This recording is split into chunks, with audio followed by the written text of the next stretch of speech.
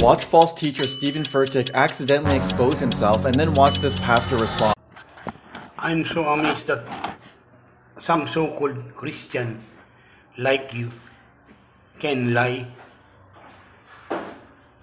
and accuse and doing stupid thing that make you right by cutting the video of those people who is doing their ministry for God.